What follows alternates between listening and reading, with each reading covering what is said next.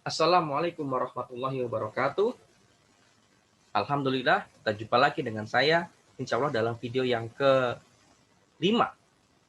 Video yang kelima, kita akan melanjutkan untuk membahas tentang surah Yasin ayat 14 yang dikaitkan dengan Paulus. Sudah saya tunjukkan pada video-video sebelumnya bahwa pembicara berkali-kali dengan sengaja mengabaikan tulisan yang justru disajikan olehnya dengan garis merah. Hanya karena tulisan-tulisan tersebut menunjukkan nama-nama dari para utusan yang dikaitkan dengan kota Antioquia atau Antioquia atau Intakia atau Antioch yang ternyata sama sekali tidak ada hubungan dengan Paulus. Baru kemudian ketika muncul 3 nama Syamun, Yuhanna, dan Paulus, barulah pembicara membacakan hingga tuntas. Karena muncul nama yang kemungkinan ada hubungan dengan Paulus, yaitu nama Paulus. Tetapi kemudian pembicara menyajikan referensi dari Sirah Nabawiyah, di mana di situ muncul nama Bulus yang atau Paulus yang ternyata adalah Paulus, dikirim ke negeri Romawi. Apakah Antioquia atau Antioquia atau Intakia atau Antioch itu nama lainnya dari negeri Romawi? Mungkin saja. Tetapi jelas pada Sirah Nabawiyah tersebut muncul nama Yohanes, bukan Yuhanna, yang dikirim ke Aksus atau Efesus. Apakah Antioquia atau Antioquia atau Intakia atau Antioch sama dengan Aksus atau Efesus? Saya tidak tahu. Menurut saya sih beda. Kemudian muncul juga nama Simon, bukan Syamun, yang dikirim ke negeri barbar. Apakah Antioquia atau Intakia atau Antioquia atau Antioch itu sama dengan negeri barbar atau disebut juga negeri barbar? Saya tidak tahu. Menurut saya sih tidak. Tetapi yang pasti, dalam referensi yang ditunjukkan oleh pembicara, yaitu Sirah Nabawiyah, ternyata menunjukkan bahwa 3 nama yang sebelumnya muncul dalam tafsir Ibn Katsir versi Android, yaitu Syamun yang katanya adalah Simon, Yuhanna yang katanya adalah Yohanes, dan Paulus yang katanya adalah Paulus. Ketiga nama tersebut ternyata pada Sirah Nabawiyah tidak 100% absolut mutlak terkait dengan satu kota yang sama, yaitu Antioquia atau Antioquia atau Intakia atau Antioch. Nah, pada video yang kelima ini, insya Allah kita akan melanjutkan membahas tentang apa yang akan disampaikan oleh pembicara tersebut. Mari kita saksikan video berikut. Poin saya adalah, sesuai dengan yang sudah kita baca, bahwa Allah mengutus 2 rasul ke Antioquia dan diteguhkan kembali oleh rasul yang ketiga yang bernama Bulus yang kita sebut sebagai Paulus. Nah, mereka bertiga ini dijelaskan juga di dalam terjemahan bahasa Inggris Tafsir Ibnu Katsir bahwa Qatadah bin Di'amah claim that they were messengers of the Messiah, peace be upon him, sent to the people of Antioch. Lihat, 3 rasul ini dijelaskan bahwa mereka adalah pembawa kabar dari Mesias atau Al-Masih, Bapak. Apa yang bisa kita temukan? Ternyata di dalam tafsir Quran saudara kita yang dari Islam, 3 nama rasul yang kita kenal di Alkitab, Simon, Yohanes, dan Paulus pun disebutkan di sana. Perhatikan, pembicara mengklaim bahwa 3 nama Simon, Yohanes, Paulus disebutkan di sana. Yang disebutkan adalah Syamun, Yuhanna, dan Paulus. Kalaupun itu dikaitkan dengan Simon, Yohanes, dan Paulus, silahkan saja. Tetapi yang paling jelas adalah namanya tertulis Syamun, Yohana, dan Paulus. Oke? Dan kalaupun ketiga nama itu betul adalah Simon, Yohanes, dan Paulus, sudah kita buktikan dalam video sebelumnya bahwa referensi Sirah Nabawiyah menunjukkan bahwa ketiga nama tersebut tidak 100% dijamin mutlak absolut dikaitkan dengan satu kota yang sama, yaitu Antioquia atau Antioquia atau Intakia atau Antioch. Oke, mari kita lanjutkan. Nah, poin saya bukan hanya sampai sekedar di situ. Kita lanjut lagi Bapak Ibu. Kita sudah dapat informasi dari literatur Islam, dua tafsir yang berbeda dari At-Tabari dan dari Ibnu Katsir. Ada dua rasul, yaitu Simon dan Yohanna, diutus ke Antioquia dan kemudian diperkuat kembali, diteguhkan kembali, dikonfirmasi kembali oleh rasul yang ketiga yang bernama Paulus ke Antioquia. Nah, poinnya yang mau saya sampaikan adalah begini Bapak Ibu.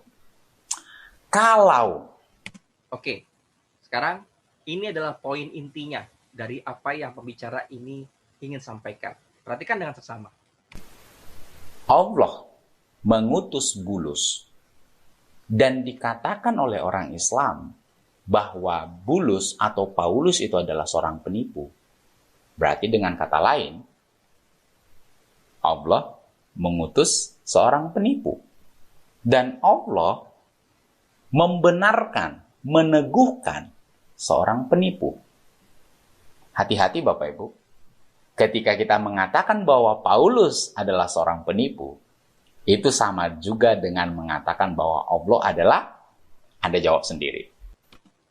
Oke, jadi dari sekian panjang penjelasan pembicara, poinnya ada 3. Yang pertama, Allah mengutus seorang penipu. Kalau Paulus kita katakan sebagai penipu, maka Allah mengutus seorang penipu. Poin kedua, Allah membenarkan, meneguhkan seorang penipu. Poin ketiga, jika Paulus adalah penipu, maka Allah adalah, pembicara berhenti. Secara tersirat, pembicara ingin mengatakan bahwa Allah adalah penipu. Secara tersirat. Berarti, pembicara menghubungkan antara surah Yasin dengan Paulus. Yang perlu diperhatikan bahwa pembicara, seperti saya katakan pada video pertama, yaitu pembicara sangat mengabaikan ilmu perikop. Saya akan tunjukkan apa yang saya maksud seperti itu. Oke, sekarang mari kita lihat. Kita kembali dulu ke tafsir Ibn Katsir jilid 6. Yang paling pertama digunakan oleh pembicara sebagai referensi. Perhatikan di layar. Surah Yasin terbagi atas beberapa kelompok. Jelas ya? Nah, kelompok-kelompok itulah yang bisa dikatakan dengan perikop. Ternyata memang metode perikop itu tidak hanya terbatas pada studi Bible saja, tetapi juga bisa diterapkan pada studi yang lain, karena pada intinya perikop adalah mencari kontekstual dari suatu pembahasan. Nah, sekarang saya katakan perikop mini itu adalah misalnya perikop mini yang pertama ayat 1 sampai 7. Yang kedua 8 sampai 12. Yang ketiga 13 sampai 17, di mana ayat 14 yang dibahas oleh pembicara ada di perikop mini yang ketiga. Tetapi perikop mini ini bisa digabung jadi satu. Ya kan? Karena bisa menghasilkan perikop medium atau perikop sedang. Nah, ini. Perikop ini adalah perikop gabungan dari 4 perikop mini. Perikop kecil. Kenapa kok bisa begitu? Karena memang kisahnya jadi satu. Nah, jadi kisah yang dibahas tentang sebuah negeri, ada utusannya, itu dimulai dari 13, ditutup di 29. Nah, mari kita lihat Apakah betul seperti itu? Ya, lihat ini. Ayat 13. Oke. Ya, ayat 13. Dan buatlah suatu perumpamaan bagi mereka, yaitu penduduk suatu negeri, ketika utusan-utusan datang kepada mereka. Oke, dimulai dengan ayat 13. Lalu ayat 14, pembicaraan tentang dua orang utusan, kemudian ada utusan yang ketiga untuk menguatkan keduanya. Itu ayat 14. Apakah berhenti sampai situ? Tidak, lanjut. Ayat 15. Ayat 14, para utusan itu berkata, sungguh kami adalah orang-orang yang diutus kepadamu. Ayat 15 dijawab oleh para penduduk negeri itu, kamu ini hanyalah manusia biasa seperti kami. Gitu kan? Kemudian ayat 16-nya lagi, para utusan menjawab, Tuhan kami mengetahui sesungguhnya kami adalah utusan-utusan kepada kalian. Ayat 17, lanjutkan lagi oleh para utusan, kewajiban kami hanyalah menyampaikan. Ayat 18, penduduk negeri menjawab, sesungguhnya kami bernasib malang karena kalian. Gitu. Kemudian ayat 19, para utusan menjawab lagi, kemalangan kalian itu karena kalian sendiri. Lalu di ayat 20, ada sosok keempat. Bukan utusan, saya sebut sosok keempat, karena ini di luar 3 utusan, tapi yang mendukung.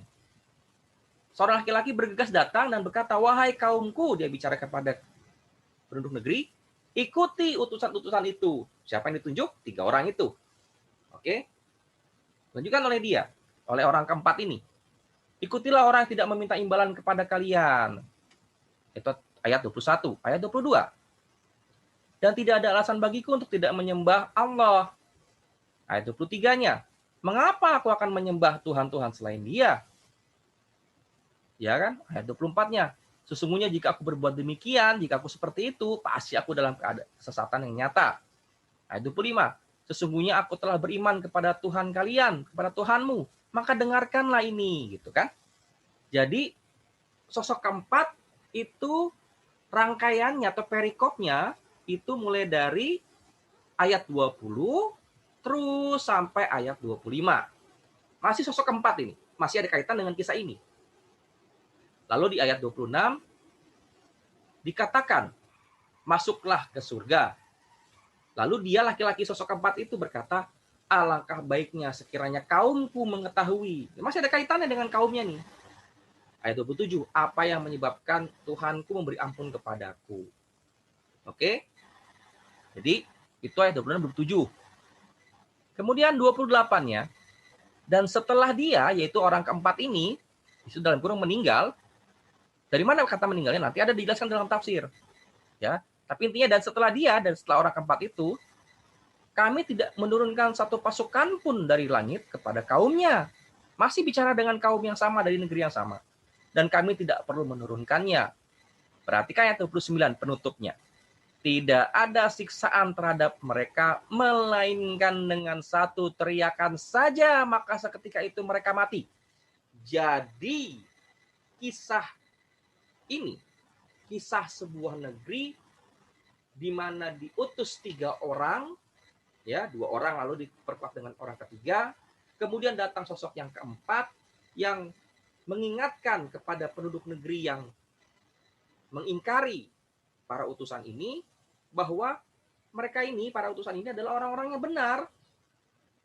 Ternyata ditutup kisah ini dengan satu teriakan dan mereka semua mati.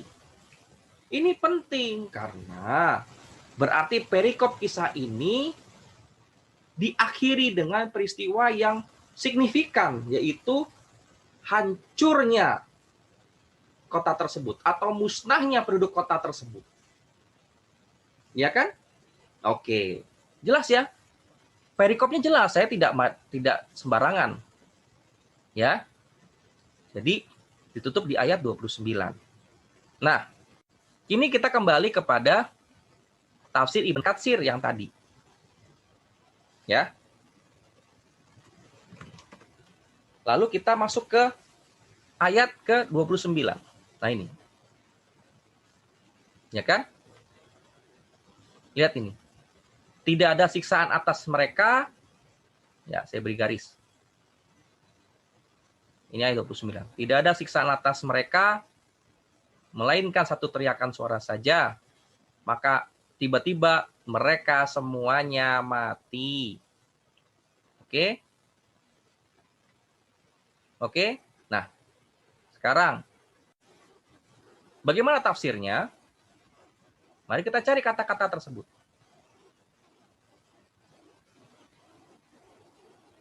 Nah ini. Ya. Tidak ada siksaan atas mereka, sama ya. Melainkan satu teriakan suara saja. Maka tiba-tiba mereka semuanya mati. Ya, apa tafsirnya? Tafsirnya adalah Allah Ta'ala membinasakan kerajaan tersebut dan penduduk Antokia. Jadi, hingga, lanjutin ya, mereka lenyap dari permukaan bumi, ya, dan tidak ada yang tersisa sedikit pun. Oke? Jadi, kalau kesimpulan atau poin-poin penting dari pembicara adalah satu, Allah mengutus 3 orang rasul, salah satunya adalah Paulus, yang kemudian dikatakan penipu, maka Allah mengutus orang penipu, itu kan tadi pertama. Yang kedua, lalu Allah karena utusan ketiga itu menguatkan 2 utusan sebelumnya, maka Allah menguatkan, meneguhkan seorang penipu dengan seorang penipu, gitu kan. Dan yang ketiga, karena poin 1 dan poin 2, maka Allah itu adalah na'udzubillah min zalik, penipu. Perhatikan, penduduk kota tersebut binasa, lenyap dari permukaan bumi, dan tidak ada tersisa sedikit pun. Pertanyaan saya, apakah Antokia atau Antioquia atau Intakia atau Antioch itu pernah mengalami secara sejarah penduduknya binasa total, lenyap dari permukaan bumi dan tidak tersisa sedikit pun?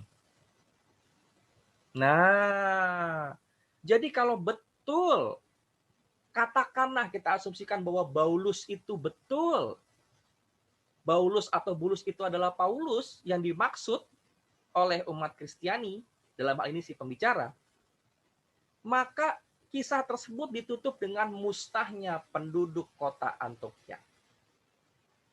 Apakah begitu secara sejarah?